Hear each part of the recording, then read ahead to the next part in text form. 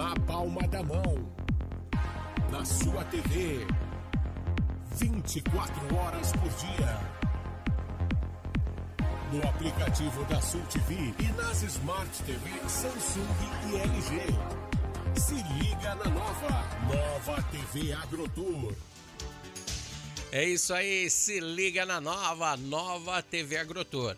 Hoje, no Jornal Últimas Notícias especial da Expo Inter, do programa Café Empresarial da Nova TV AgroTour, falaremos então da 45ª Expo Inter, diretamente do Parque de Exposições Assis Brasil, em Esteio.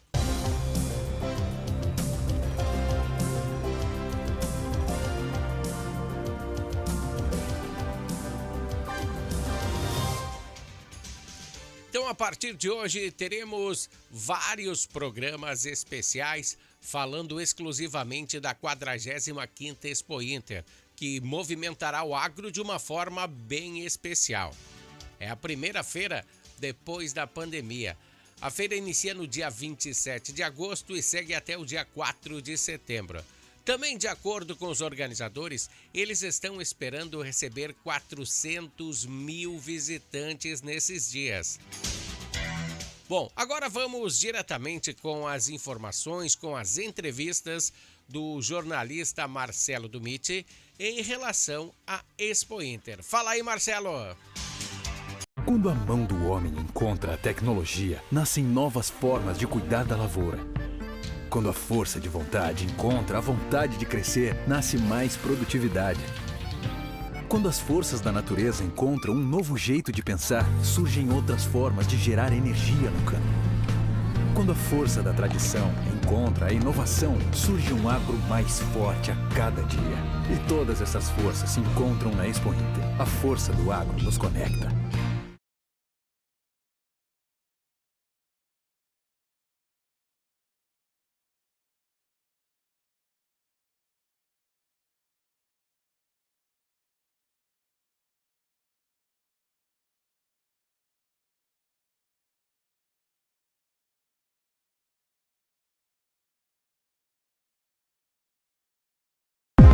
Na palma da mão, na sua TV, 24 horas por dia,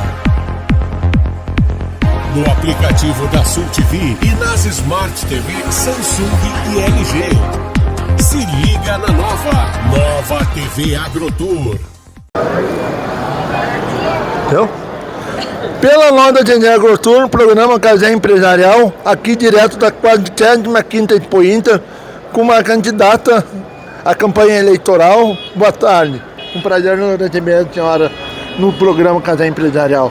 Obrigada, boa tarde a todos e todas que estão nos assistindo.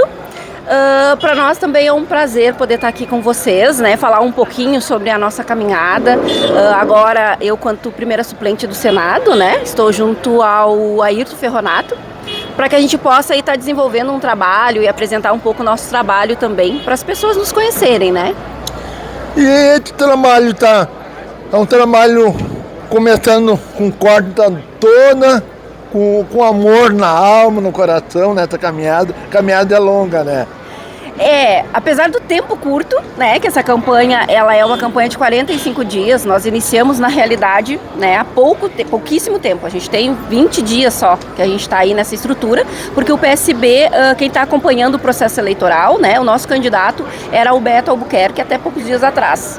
E aí, há uns 20 dias atrás, foi feito, então, né, o Beto, ele acabou declinando a candidatura dele, então nós iniciamos com essa majoritária, que pela primeira vez, na realidade, na história do PSB quanto partido, aqui no estado do Rio Grande do Sul, é uma majoritária que ela é pura, então nós não temos coligação com ninguém.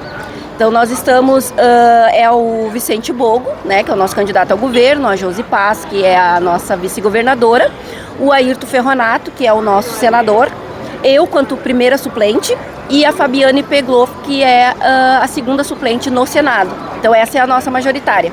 Só que é para além, né, dessa majoritária com muitas mulheres, né, que nos perguntaram, que realmente agora chamou atenção, né, que somos praticamente a única majoritária que tem tantas mulheres, né, em cargos de poder. A nossa majoritária, ela também tem um olhar para os movimentos humanísticos, porque eu, quanto uma mulher negra, né, trabalhadora, estamos aí dentro do movimento social, cultural como um todo, a gente vem trazendo todo essa carga, né, ancestral junto para dentro desse olhar político partidário. Também nós temos a Josi como uma mulher, que ela é filha de agricultores, forte na agricultura familiar, que é a nossa vice-governadora, e tem a segunda suplente, que é a Fabiane Pegloff, que ela é da comunidade LGBTQIA+. Então a gente está somando, na realidade, unindo forças para poder trazer um governo para o estado do Rio Grande do Sul, né, na sua majoritária, na sua amplitude, com exatamente isso. Né? Esse olhar humano, esse olhar fortalecido, olhando para as ditas minorias, que a gente sabe que não são minorias, né? Sim. Mas olhando para essas ditas minorias e vendo de fato as pessoas. Nós não queremos ver quantos votos essa pessoa vai nos dar. Nós precisamos entender, e estamos fazendo isso, para ver o que as pessoas nos demandam, o que elas precisam lá na ponta. Então, com essa estrutura, a gente consegue chegar nesse foco, nesse ponto, porque é o olhar do Ferronato quanto um homem já mais velho, o olhar do Bogo, né, do Vicente Bogo, quanto alguém que já esteve dentro ele foi deputado da Constituinte, foi vice-governador do estado, então tem essa carga da antiga política, mas ao mesmo tempo ele se propõe a se atualizar dentro de todos esses movimentos, né, que a gente vem participando, que é a questão da juventude, é a questão da mulher, é a questão da negritude, é a questão da comunidade LGBTQIA+, então, né, da questão também que perpassa todos nós, né, que são as questões das pendências sociais, né, e isso a gente está conseguindo trazer e está conseguindo trabalhar, inclusive no nosso programa de governo. Né? A gente tem colhido bastante informações e isso fez com que eu tivesse cada vez mais certeza de que sim, eu estou no lugar certo, porque para mim, quanto mulher, quanto mãe, quanto ativista cultural, quanto negra, que querendo ou não, a gente sabe que nós temos sim grandes dificuldades de estar em determinados espaços. E hoje estar nesse espaço é um ato revolucionário, né? Então a gente, para além do amor no coração, a gente também traz essa questão da hombridade de saber que estamos representando uma categoria que até hoje, pelo menos dentro desta estrutura partidária, que é o Partido Socialista Brasileiro, nós nunca tivemos no estado do Rio Grande do Sul. Então a gente está aí mudando com muito amor, né? E com muito carinho, pensando em se fazer de fato uma política nova. A gente não quer uma renovação, porque renovação é aquela coisa, tu pega uma cadeira velha, tu passa uma tinta, tu renovou. Claro. A gente quer inovar. E inovamos dessa forma, olhando de uma forma diferente, para um outro ponto de vista, daquela vista do ponto que foi vista até agora. A população não quer mais promessa, não quer mais um prato de comida, não quer mais um tapinha nas costas.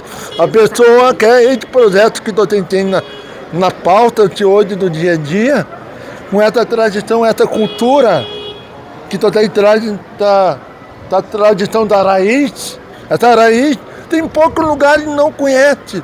Tu pode entrar numa vila e não conhece essa cultura.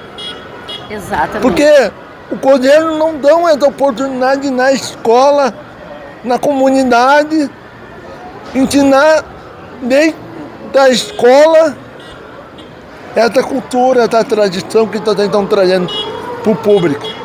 Exatamente. E sabe que é uma coisa assim, que para nós é muito valioso. Porque para além, né, de toda essa questão cultural, a gente precisa entender que não cabe mais hoje nós olharmos para dentro dessa população, né, que é uma população diversa, porque apesar de que, né, já me disseram certa vez que no estado do Rio Grande do Sul nós temos apenas 20% de negros, né? Eu discordo, porque o que eu vejo na rua é muito mais do que isso, então não precisa nem de pesquisa. Mas é o que dizem que está na pesquisa. Só que a gente sabe que essa pesquisa, ela é feita, como a gente costuma dizer, né? A história é contada pelo olhar do opressor e não do oprimido. E nós precisamos mudar isso. E é isso que nós estamos nos propondo, é isso que hoje o PSB vem fazendo. Eu participei juntamente com o PSB em 2019 da escrita da autorreforma. O PSB vem passando por uma autorreforma política, né? Quando aconteceu toda essa função aí de corrupções, aquela coisa arada toda, o PSB foi o único partido que se uniu para construir uma autorreforma, ou seja, bom, nós estamos trabalhando da forma errada. O que nós vamos fazer para modificar isso? E eu tive a graça, né, de participar, de fazer parte desse momento histórico do PSB, aonde nós sentamos com todos os segmentos que o PSB possui, com todos os filiados do PSB no Rio de Janeiro, e começamos a escrever de uma forma diferente. Então a negritude foi ouvida, a LGBTQIA+, foi ouvida, a juventude foi ouvida, e todos escrevemos as nossas teses de acordo com as nossas demandas. E cada estado trouxe a sua demanda. O estado do Rio Grande do Sul trouxe a demanda dele, que na realidade nós somos o estado, para dentro da negritude, o estado mais racista, né, do nosso país, e isso comprovadamente, né, é uma coisa que...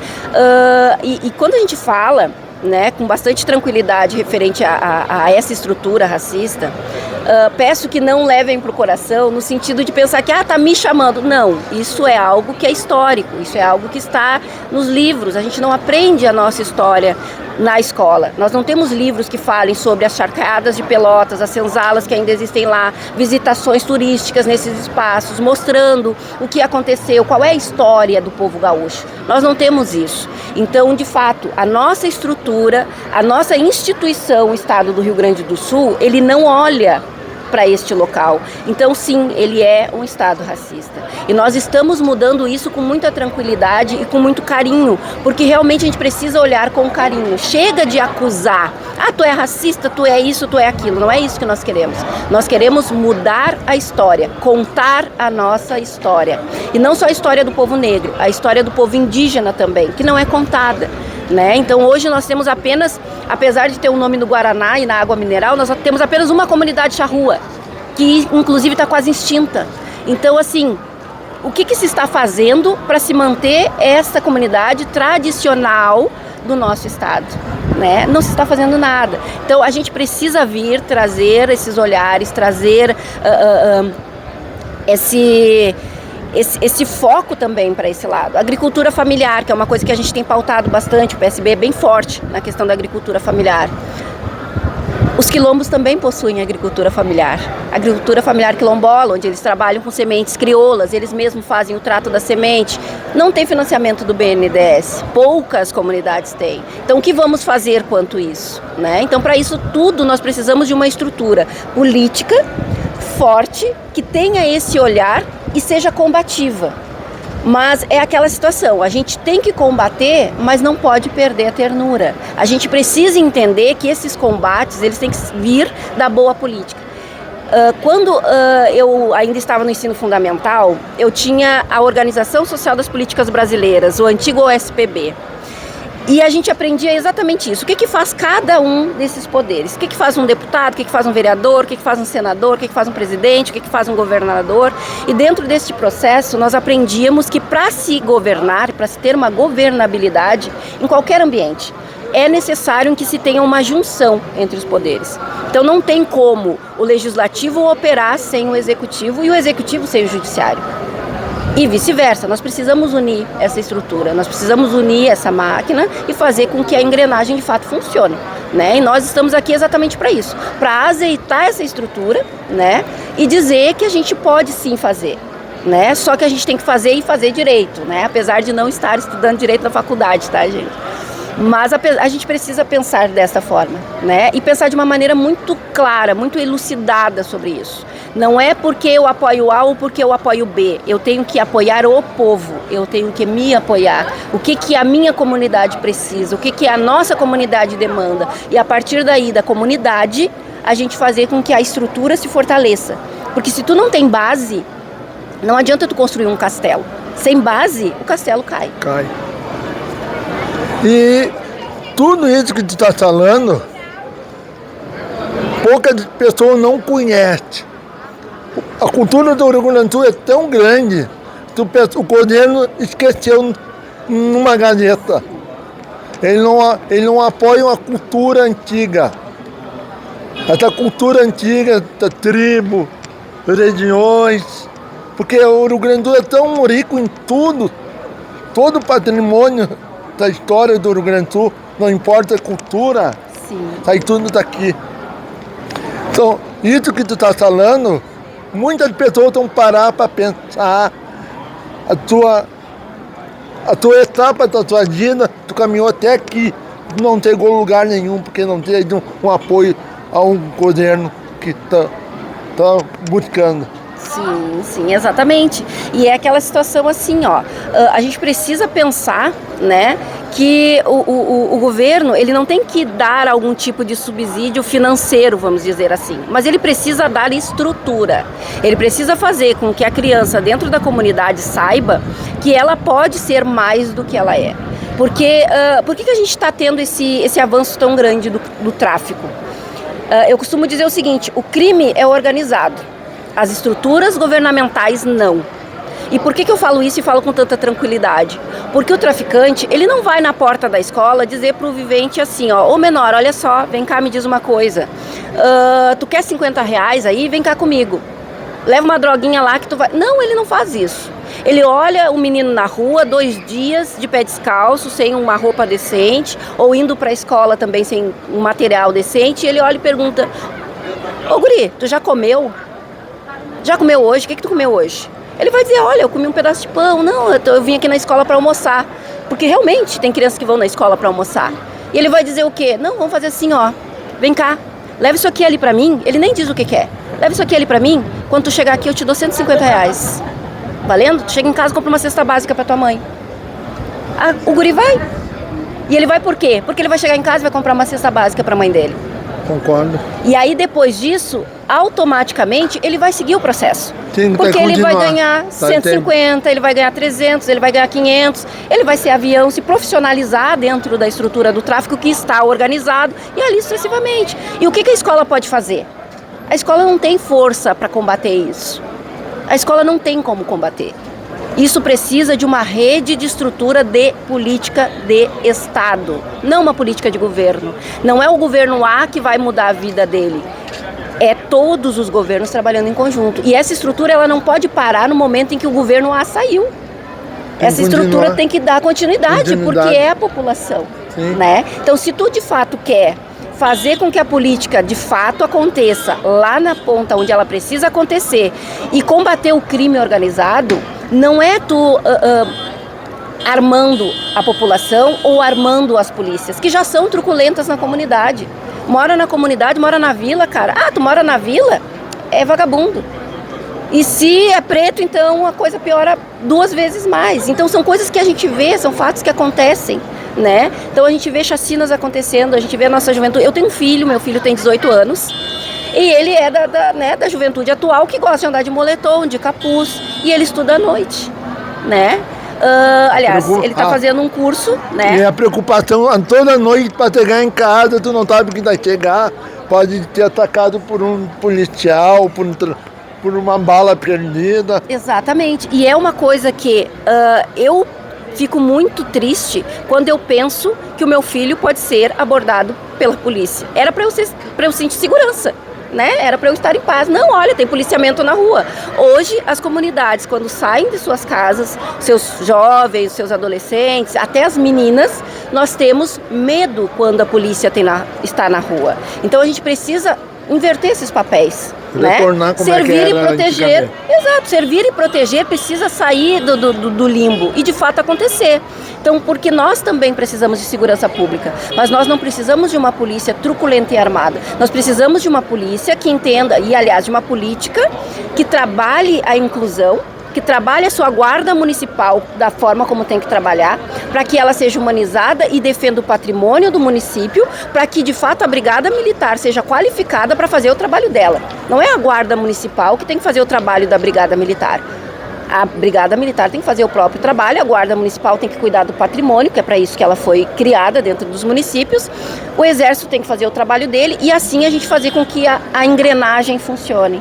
Então nós precisamos rever todas essas questões, porque infelizmente muitos conceitos estão sendo invertidos, né? Então, o contrário. Está acontecendo exatamente o contrário. E aí a gente tem que. A gente ainda tem o tempero dos extremismos. Porque está todo mundo muito com os nervos à flor da pele. Né? Então a insegurança ela traz isso. Aí as pessoas acreditam que não, Para eu ficar bem, para eu me proteger, eu tenho que estar armado. Mas para te estar armado, tu já pensou que primeiramente para te comprar uma arma, tu vai precisar ter o registro. Para ter o registro, tu vai precisar fazer um curso, que não é barato. O assalariado não vai comprar uma arma. Ele vai comprar onde? Ele vai comprar no tráfico. E ele vai fazer o quê? Fomentar o tráfico. Claro. Então, né, a gente acaba ajudando o que a gente quer combater se a gente não pensar da forma correta e de uma forma bem tranquila sobre como vamos fazer. Não é o que eu quero, mas como eu vou fazer. Como nós vamos poder atuar de maneira, de fato, concreta para resolver os problemas sociais que a gente tem, né? E para que isso aconteça, nós precisamos ter essa rede, formar essa rede de amparo. E aí dentro da questão das políticas, das questões sociais, né? Das questões culturais como um todo. Então a gente precisa ter esse olhar, a gente precisa ter isso bem elucidado, bem pontuado, né? Que é o que nós viemos tentando implementar em todos os locais onde nós vamos, quanto majoritária, né? Quanto Senado, a gente vem trazendo isso. Que de fato nós queremos fazer a boa política, né? Isso parece meio clichê, mas quando a gente fala da boa política, a gente fala exatamente desta política diferenciada, dessa política humanista que olha para as pessoas como pessoas, não como números. Porque nós não somos números, nós não somos estatísticas. Claro. E no meu caso, eu e a minha família queremos deixar de ser, que acabamos sendo também, né? Então, eu costumo dizer assim, toda vez que eu faço aniversário, ou um dos meus filhos, ou o meu esposo, a gente diz assim, meu esposo hoje, ele está com 57 anos, eu estou com 43. E a gente sempre faz, há 30 anos estamos casados, e a gente sempre faz nosso aniversário dizendo, há tantos anos contrariando a estatística, né? Então, acaba sendo esse o nosso lema. Nós estamos contrariando a estatística, né? Porque nós estamos trabalhando, nós estamos com saúde, criando os nossos filhos, longe da droga, longe do tráfico. Somos uma família abonada? Não, não somos. Mas somos uma família que acredita no ideal, que acredita no caráter ainda, que é possível que a gente faça com que as coisas aconteçam de uma forma segura. Para quem vier depois, né, a minha neta, que acabou nascendo agora em 2021, para que ela tenha um mundo muito melhor do que o mundo em que eu nasci, que já está acontecendo, né? Hoje, por exemplo, para nós que somos meninas pretas, né, eu tinha que alisar o meu cabelo. A minha filha pode escolher se ela quer ter cabelo liso, se ela quer ter cabelo crespo, o que ela quer fazer da vida dela, né? E nós não tínhamos essa opção. Então, e hoje ela pode ter. Hoje ela se vê dentro de uma universidade. Eu não tinha isso. Então são coisas que a sociedade ela vai evoluindo, ela vai mudando. E nós, quanto políticos, também precisamos fazer o mesmo. Tá. Queria agora, para terminar, o que tu está achando da caminhada tua aqui dentro do parque da Expo Inter esse ano? Olha, sobre os olhos da agricultura. Eu, na realidade, assim, como a gente acabou vindo para cá, né, fomos direcionados para agendas pontuais, então eu não consegui visitar ainda, mas vou visitar a Expo Inter aqui para ver, né, direitinho como é que está o processo, até porque eu venho de uma formação, eu iniciei a minha vida acadêmica como bióloga, né. Então eu iniciei uma faculdade de biologia, fiz até o 5º semestre, não consegui concluir, pretendo terminar. Então me interessa muito essas questões, né, da agricultura, da tecnologia, biotecnologia, genética. Então eu venho, né, eu acompanho muito de pertinho, assim, esse processo. E para mim, mais ainda agora nesse momento, porque nós, quanto Estado do Rio Grande do Sul, já fomos celeiro do Brasil, né? Até bem pouquinho tempo atrás, se a gente for fazer uma linha cronológica, como celeiro. E hoje, se nós não tivermos importados de outros estados e países, nós passamos fome, a nossa população passa fome. Apesar de sempre ter superávit nas safras. Mas nós estamos vivenciando um momento onde o nosso estado ele está muito voltado para a monocultura. E isso acaba nos prejudicando. Então nós precisamos acompanhar a tecnologia sim, mas de uma forma saudável, trabalhando os nossos territórios, trabalhando a nossa terra, o nosso plantio, né? E fazendo com que a gente também tenha a autossustentabilidade que o nosso estado precisa, né? Porque já tivemos o melhor índice de educação, já tivemos a maior taxa de desemprego. Então, há pouco tempo atrás, por que não retomar, né? Então, pretendo visitar a Expo Inter para vir só para visitar, né? Não para fazer agendas, porque daí a gente vai poder aproveitar e, de fato, conversar com as pessoas. E daí é muito bom para te caminhar aqui dentro, na parte não empreenda grande, essa empresa agricultura familiar, tem muita coisa da agricultura familiar, como meu parceiro Tinho Esperança, pode ir lá, depois conhecer ele lá, é meu parceiro, meu patrocinador, e digo assim, ele, a família dele tem um plantio Nicolas Esperança, lá de Bento Gonçalves, há mais de 30 anos da família. Ai, que coisa mais boa! Tem muita história lá na família, agricultura familiar, tu vai conhecer o antepassado. Que maravilha! Eu queria tentar agora a tua mensagem final, pode fazer tua chamadinha para tua campanha, falar da tua agora. Tá, joia. Então, já falei muito, né, referente ao que nós viemos e ao que nós nos propomos, né. Eu fico muito feliz em estar aqui, tá dando essa entrevista para vocês, nesse momento, né, que a gente está nessa caminhada. Mas eu queria deixar uma mensagem muito importante, falando diretamente com cada um e cada uma que está me assistindo. Na hora que for fazer, né, a sua pesquisa do seu candidato, a sua, sabe, escolher quem é que você vai, em quem tu vai votar, em quem tu vai depositar tua confiança, porque o voto é isso, ele é o voto de confiança. Analisa, estuda o histórico. Hoje em dia a gente tem internet, redes sociais, a gente consegue entrar na vida do candidato. Então vai lá, dá uma olhada, pesquisa bastante, joga no Google o nome do candidato ou da candidata, vê se todas as vezes em que ele atuou, pautas políticas ou sociais, ou simplesmente na própria vida, se de fato condiz com aquilo que ele está te dizendo agora. Não que as pessoas não possam mudar no decorrer do processo, mas é muito difícil que isso aconteça quando é um processo político. Então, se a pessoa lá atrás era contra determinadas medidas que eram benéficas para a sociedade, hoje dificilmente essa pessoa vai estar trabalhando em prol dessa mesma medida. Até porque a gente tem que trabalhar a questão também da procedência do candidato. Então analisa, né? Eu fico muito tranquila em dizer, quem quiser me procurar, me achar nas redes sociais, tem o Facebook, tem o Instagram. Pode deixar aí pro pessoal. Posso deixar? Então vou vender meu jabá. Pode vender, pode deixar teu rede social, teu tudo, o pessoal te seguir, te procurar. Me busquem, me procurem, Sani Figueiredo, SANNY, tá? Figueiredo. Eu estou na rede social, qualquer rede social me acha lá, porque a gente trabalha isso há muito tempo, desde 2007 a gente está trabalhando as pautas das políticas sociais e não me arrependo, né? Apesar de tudo que a gente passa, que a gente sabe que é complicado, mas pesquisem, gente, pesquisem com carinho, pesquisem com atenção, porque essa eleição, ela é um divisor de águas. Então é nessa eleição que nós vamos decidir se a gente quer que de fato a mudança aconteça, vamos pensar fora da caixa. Não vamos fazer o que viemos fazendo, porque nunca tu vai conseguir chegar a um lugar diferente seguindo o mesmo caminho. Então vamos pensar, vamos analisar, vamos pesquisar e vamos votar em quem realmente está fazendo a diferença, em quem realmente está trabalhando pela diferença. Se quiser votar em mim, né, voto de confiança, e vamos vender o nosso jabá. A gente está aí no Partido Socialista Brasileiro, também podem pesquisar as redes do partido, PSBRS, verificar tudo isso que eu falei, tá tudo lá na página do partido. O número para o Senado é 400. A gente está na candidatura aí juntamente com o presidente da República, que é o 13, né? A gente está juntamente, o Alckmin é do nosso partido, é do PSB.